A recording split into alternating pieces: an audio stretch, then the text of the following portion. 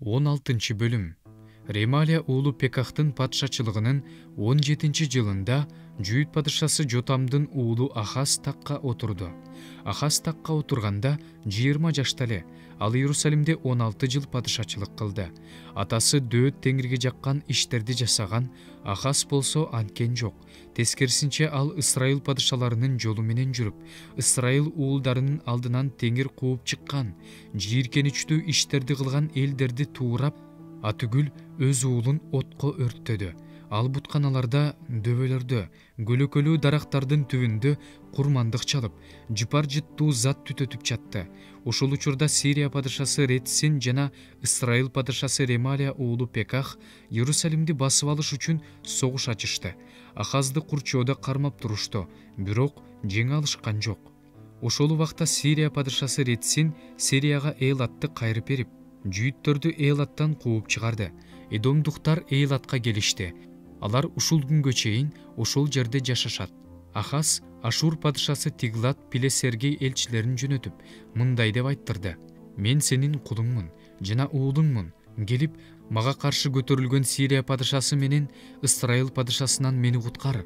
Ахаз теңир үйүндөгү жана падыша сарайынын казыналарындагы алтын күмүштөрдү алып, Ашур падышасына тартуу катарында жөнөттү. Ашур падышасы анын тилин алып, Дамаскка барып, аны басып алып, анын тургундарын Кириге көчүрүп жиберди. Ретсинди болсо өлтүрүп салды.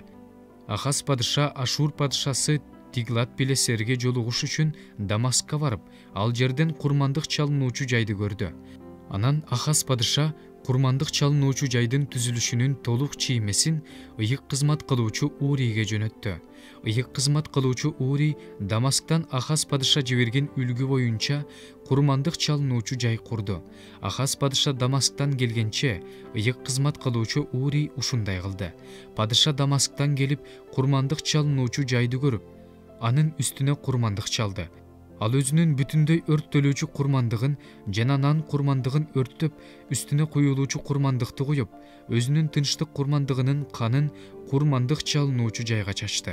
Ал эми теңирдин алдында турган жезден жасалган курмандык чалынуучу жайды ибадаткананын алдынан жаңы курмандык чалынуучу жай менен теңир үйүнүн ортосундагы ордунан жылдырып, жаңы курмандык чалынуучу жайдын түндүк жагына койду. Ахаз падыша ыйык кызмат кылуучу Уриге мындай буйрук берди: "Чоң курмандык чалынуучу жайдын үстүнө эртең мененки бүтүндөй өрттөлүүчү курмандыкты жана кечки нан курмандыгын, падышанын бүтүндөй өрттөлүүчү курмандыгы менен нан курмандыгын, өлкөдөгү баардык адамдардын бүтүндөй өрттөлүүчү курмандыктары менен нан курмандыктарын өрттө. Алардын үстүнө куюлуучу курмандыктарды куй. Анын үстүнө бүтүндөй өрттөлүүчү курмандыктар менен башка курмандыктардын канын чач. Эмне кылуу керек экенин чечкенге чейин жез курмандык чалынуучу жайды мага калтыр." Ыйык кызмат кылуучу Ури Ахаз падыша буйругандай кылды. Ахаз падыша дөңгөлөктүү койгучтардын алкактарын сындырып, алардын үстүндөгү чараларды алып салды. Анан жез өгүздөрдүн үстүндө турган чараны да алып, аны төшөлгөн таштын үстүнө койду. Анан ал Ашур падышасы үчүн ибадатканага ишемби күнү кире турган эшикти жана падышанын теңир үйүнө кире турган сырткы эшигин жаап салды. Ахаз жөнүндө жана анын кылган иштери жөнүндө Жүйүт падышаларынын тарых китебинде баяндалып жазылган. Ахаз ата-бабаларына кошулду.